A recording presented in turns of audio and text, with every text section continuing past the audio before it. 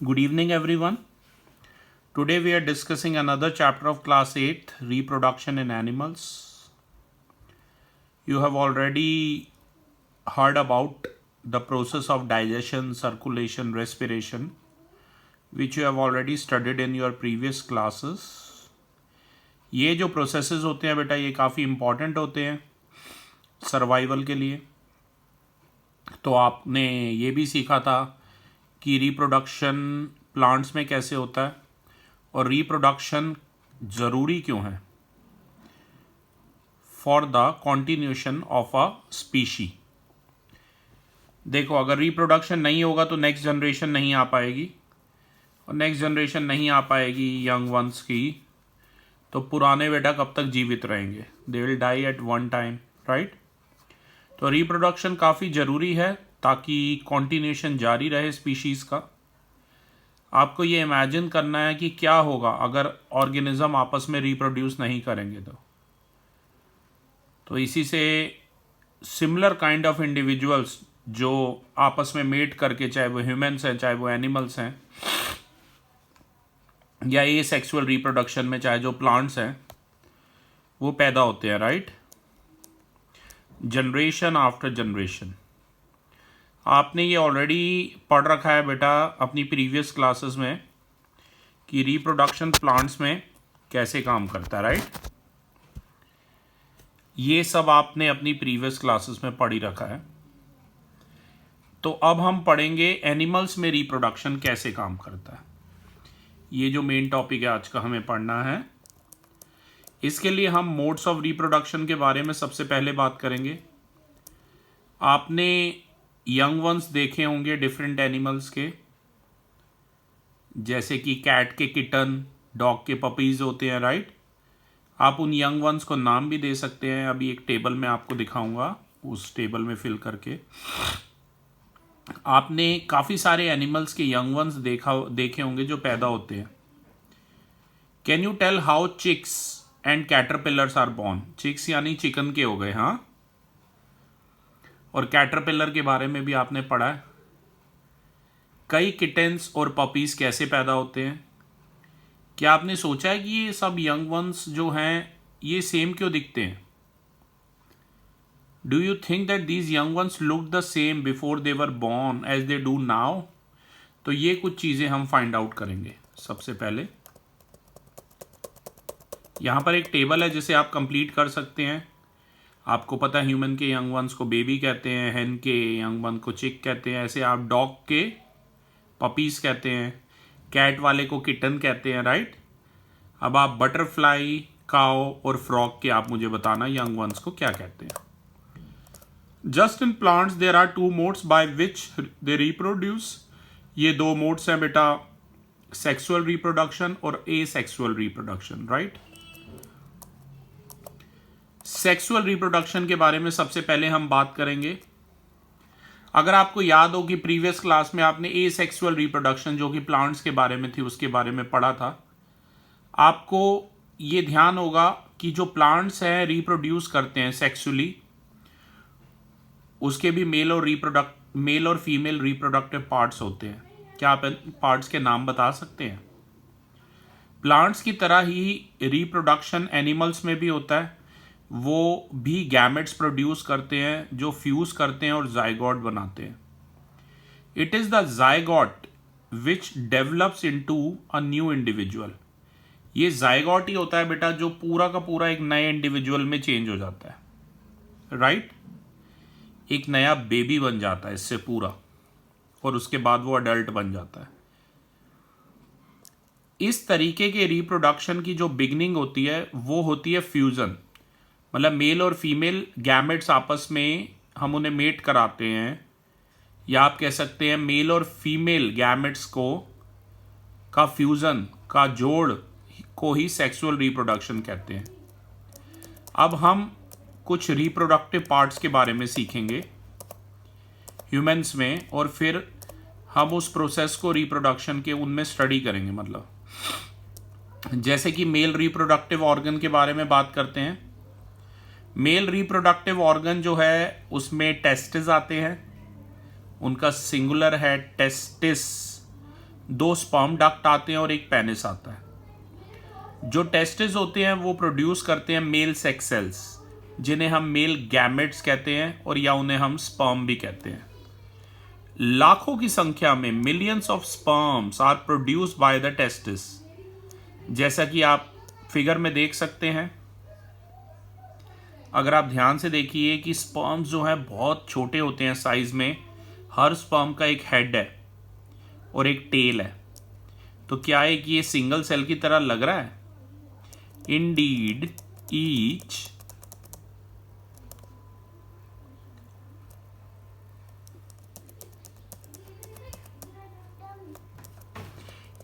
each of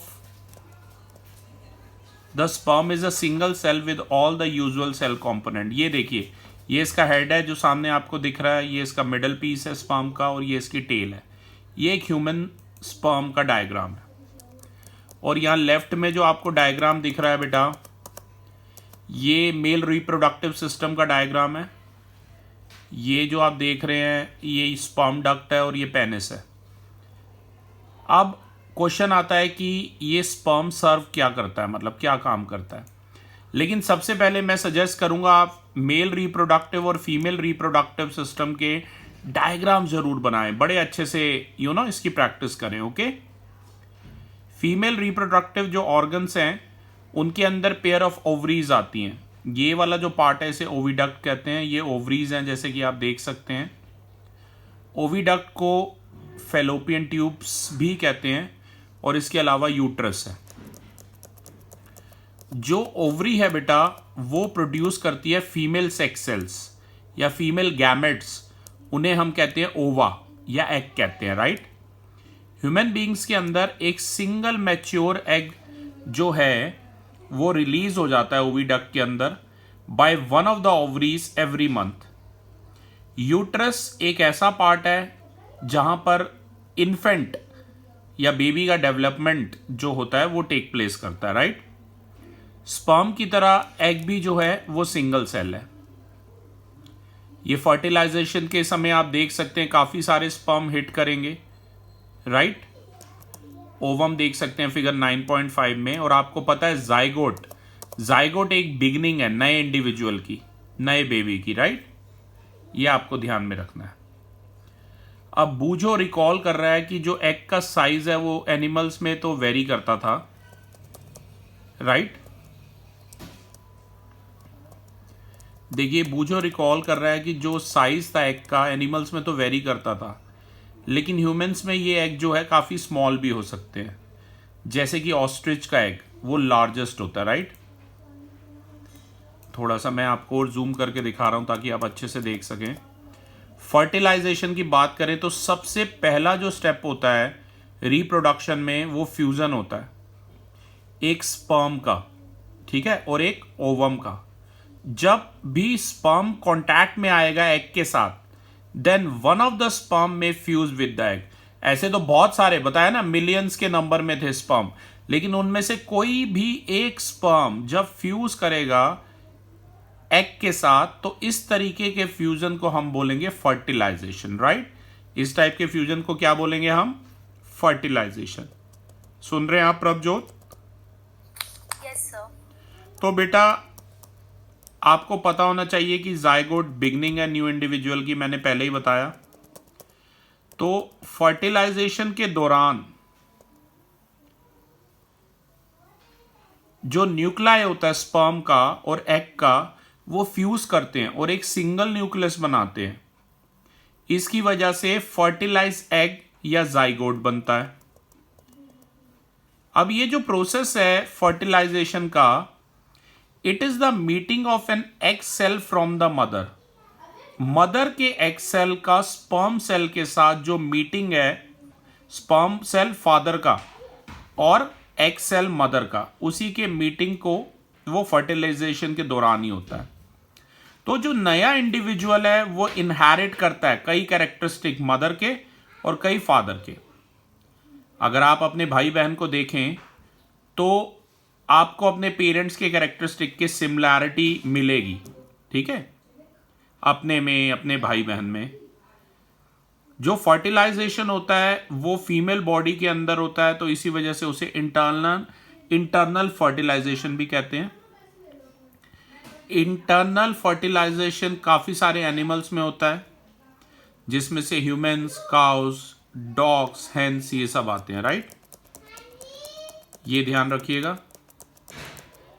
आपने कभी test tube babies के बारे में अगर सुना हो, बूझो और पहेली के टीचर ने उन्हें एक बार ये बताया कि कई वुमेन्स की ओविडक्स मैंने अभी आपको फिगर में दिखाई थी, अगर ध्यान हो, मैं एक बार फिर से दिखा देता हूं।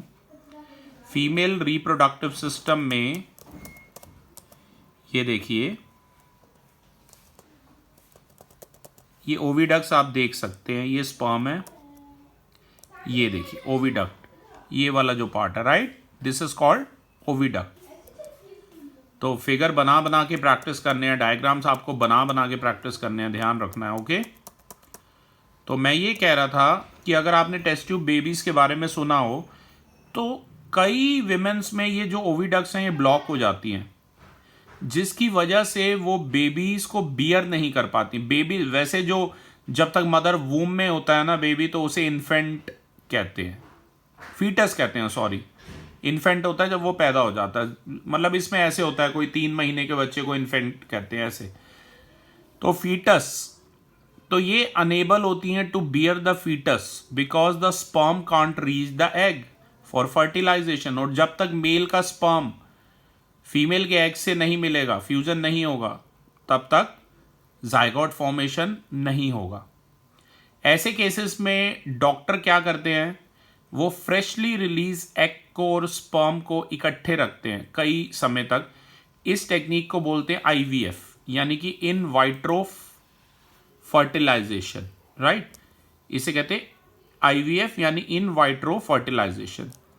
इसके अंदर जो फर्टिलाइजेशन होती है वो बाहर होती है, लैब में करते हैं, मतलब एक तरीके से तो थोड़ी सी बाहर होती है। इस केस में जो फर्टिलाइजेशन अकर करती है और जायगोट को अलाउ किया जाता है ताकि वो डेवलप हो सके 1 हफ्ते तक, और उसके बाद मतलब बाहर करेंगे, लैब में करेंगे, और उसके बाद मदर के यूट्रस में इम्प्लांट कर देंगे, राइट। और बाकी जो कंप्लीट डेवलपमेंट होता है वो जैसे बाकी सब बेबीज का होता है वैसे ही अलग से होता है, राइट, मेरा मतलब मदर के वूम में ही होता है। Babies born through this technique are called test tube babies. तो ऐसे बच्चे जो इस टेक्निक से पैदा होते हैं उन्हें टेस्ट ट्यूब बेबीज कहते हैं। ये जो टर्म है ये मिसलीडिंग है, क्योंकि देखो टेस्ट ट्यूब में तो नहीं पैदा होंगे ना बच्चे, राइट,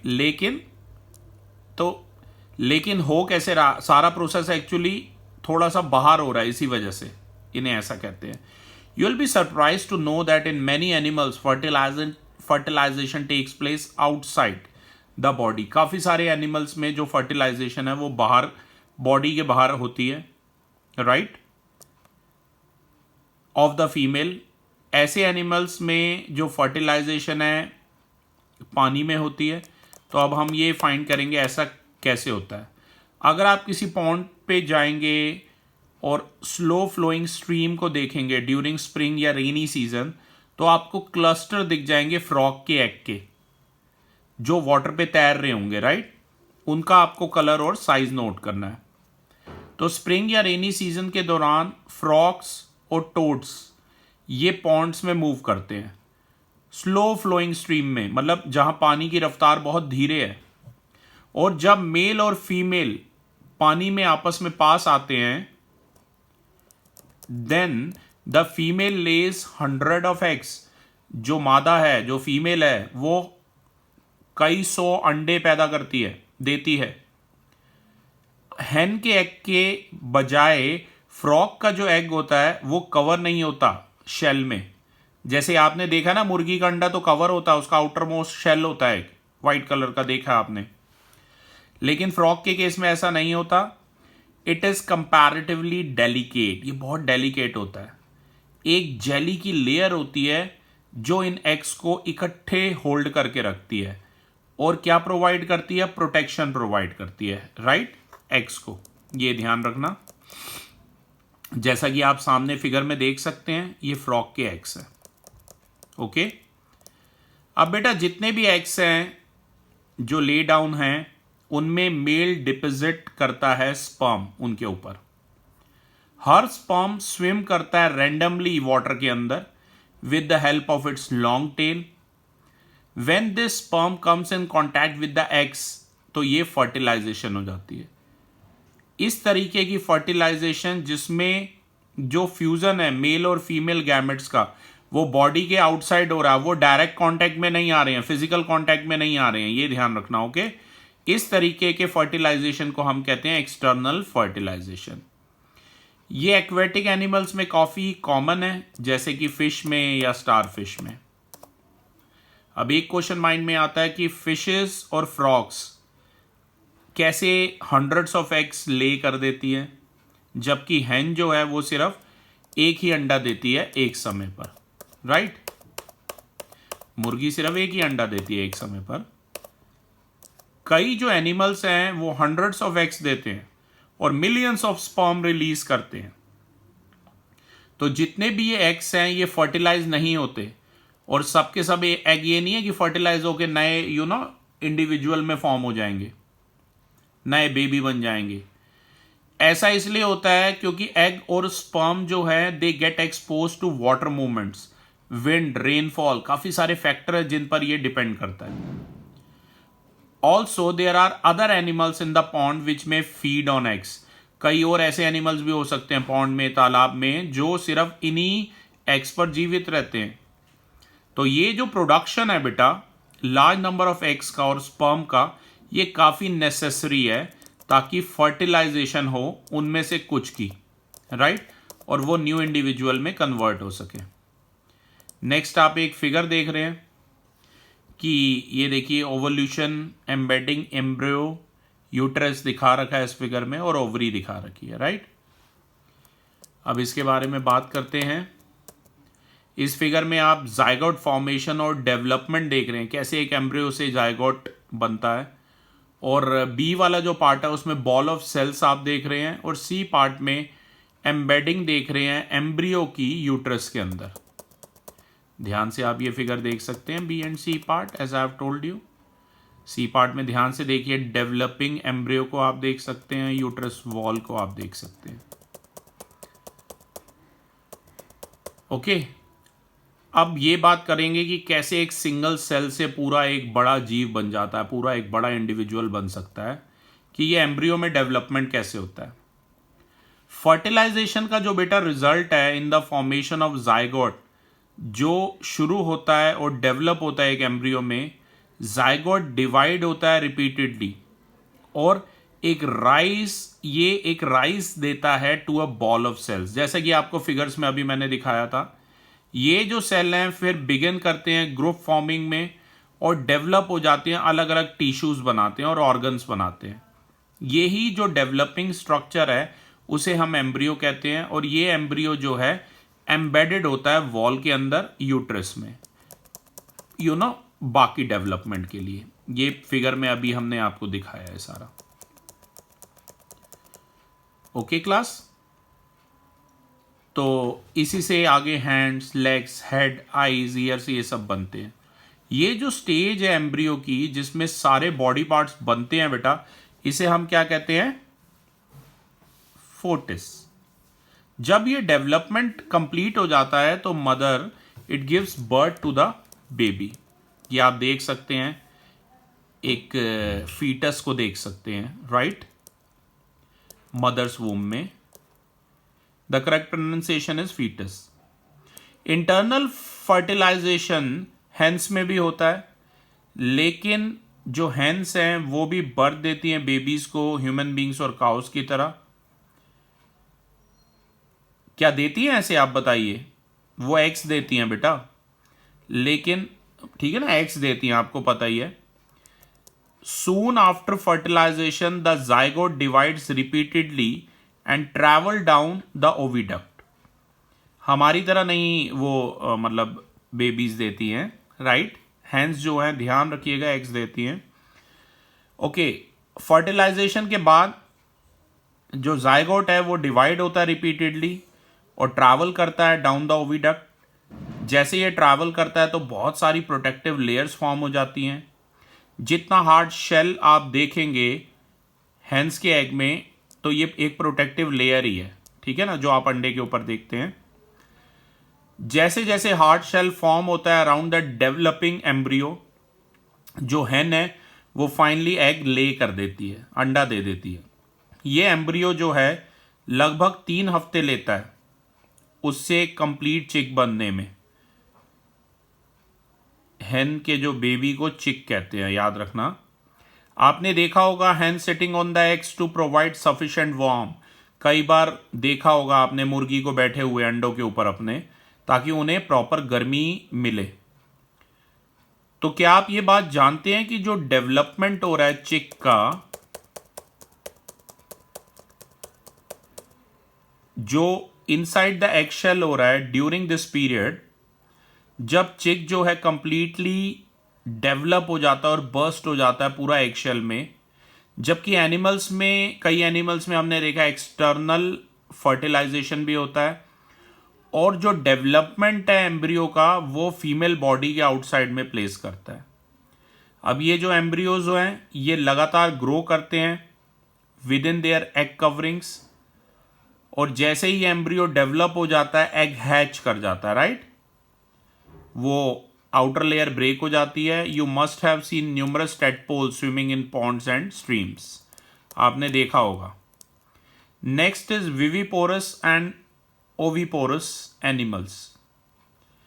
हमने ये सीखा है कि कई जो एनिमल्स हैं वो अपने यंग वंस को बर्थ देते हैं, राइट, जबकि कई एनिमल जो हैं वो अंडे देते हैं जो बाद में यंग वंस में कन्वर्ट होते हैं। तो ऐसे एनिमल्स जो बर्थ देते हैं यंग वंस को, उन्हें कहते हैं विविपैरस एनिमल्स, और ऐसे एनिमल जो अंडे देते हैं, जो एग्स देते हैं, उन्हें क्या कहते हैं बेटा? ओविपैरस एनिमल्स। तो अब एक एक्टिविटी की हेल्प से हम विविपैरस और ओविपैरस एनिमल्स के बारे में समझेंगे। तो जैसे कि एक्टिविटी 9.2 आपके सामने है, आपको ऑब्जर्व करना है कई ऑर्गेनिज्म के एग्स को, जैसे कि फ्रॉग, लिजर्ड, बटरफ्लाई, मॉथ, हेन और क्रो के एग्स को, या किसी और बर्ड के एग को, और उसके बाद अपनी ऑब्जर्वेशंस नोट करनी है और ड्राइंग्स बनानी है कि, राइट। तो ये एक्टिविटी आप कर सकते हैं। कई एनिमल्स के जो एग्स हैं बेटा वो काफ़ी इजी होते हैं ऑब्जर्व करने में, क्योंकि जो उनकी मदर हैं वो उन्हें आउटसाइड देयर बॉडी ले करती हैं। यही एग्जाम्पल है ओविपैरस के एनिमल्स के, राइट। लेकिन you won't be able to collect the eggs of a dog, cow और अ कैट, क्योंकि वो अंडे देते ही नहीं है, राइट। Yes, sir. जो फीमेल डॉग है या कैट है, राइट, ये ऐसे अंडे नहीं देते। The mother give birth to the young one, सीधा यंग वंस पैदा होते हैं। तो ये क्या हो गए? विविपैरस एनिमल्स हो गए। ओके, ध्यान रखिएगा। तो अब आपको कई और एग्जाम्पल देने हैं मुझे विविपैरस और ओविपैरस एनिमल्स के। अब हम बात करेंगे कि यंग वन से पूरा अडल्ट कैसे बन जाता है। कई जो नए इंडिविजुअल हैं बेटा, जो बॉर्न या हैच होते हैं, आपको पता है, फ्रॉम द एग्स, वो कंटिन्यू करते रहते हैं, ग्रो करते रहते हैं जब तक वो पूरे अडल्ट नहीं बन जाते हैं। कई एनिमल्स में जैसे कि young ones, they may look very different from the adults, ठीक है ना, अडल्ट से काफ़ी डिफरेंट लगते हैं। तो आपको सिल्क वर्म की लाइफ का एग्जाम्पल अगर याद हो, जो आपने प्रीवियस क्लास में भी पढ़ा है कि एग से लार्वा, फिर उससे कैटरपिलर, लार्वा या कैटरपिलर तो एक ही बात है, उससे प्यूपा, प्यूपा से अडल्ट बनता है, जो आपने 7th क्लास में पढ़ा था। तो फ्रॉग भी ऐसा ही एक एग्जाम्पल है। तो आपने फ्रॉग की जो लाइफ की डिफरेंट स्टेजेस, जो एग से लेकर पूरी अडल्ट स्टेज तक गई हैं, वो स्टडी की होंगी। आपने ये भी फाइंड किया होगा कि ये 3 डिस्टिंक्ट स्टेजेस हैं। एग से टेडपोल बन रहा है यानी लार्वा, और उससे फिर अडल्ट बन रहा है। तो क्या आपको टेडपोल्स डिफरेंट लगा था अडल्ट से, या सेम ही लगे थे? क्या इमेजिन कर सकते हैं आप कि ये जो टेडपोल्स हैं कि एक दिन ये बड़े होके फ्रॉग बन जाएंगे? सिमिलरली द कैटरपिलर और pupa of the silkworm, they looks very different from the adult moth. काफ़ी अलग लगते हैं, ओके। तो it features that there are present in the adult are not found in this young ones. तो बेटा क्या होगा अगर टेडपोल या कैटरपिलर का, उसके बाद क्या होगा? आपने एक ब्यूटीफुल मॉथ को देखा था जो एमर्ज कर रहा था कोकून से बाहर आते समय। In the case of the tadpoles they transform into adults capable of jumping and swimming.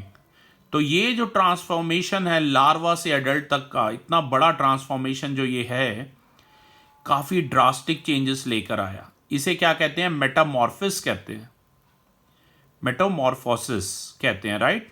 Metamorphosis याद रखिएगा। तो ऐसे जो चेंजेस आए हैं, आप क्या ऑब्जर्व करते हैं कि आपने सोचा था ये इतना ग्रो कर जाएंगे, या आपने भी मतलब ये सोचा था वो मेटामॉर्फोसिस के मतलब दौरान ऐसे ग्रो कर जाएंगे? ह्यूमन बीइंग्स में भी बॉडी पार्ट सिमिलर ही होते हैं जैसे एडल्ट्स में थे, पर देखते हो ना बच्चे छोटे से होते हैं कितने बड़े हो जाते हैं। अब बात करेंगे एसेक्सुअल रिप्रोडक्शन की, पर मैं चाहूंगा पहले आप यहां तक बड़े अच्छे से पढ़ लीजिए। इसके बाद हमारे नेक्स्ट वीडियो में हम बात करेंगे एसेक्सुअल रिप्रोडक्शन के बारे में। Thank you.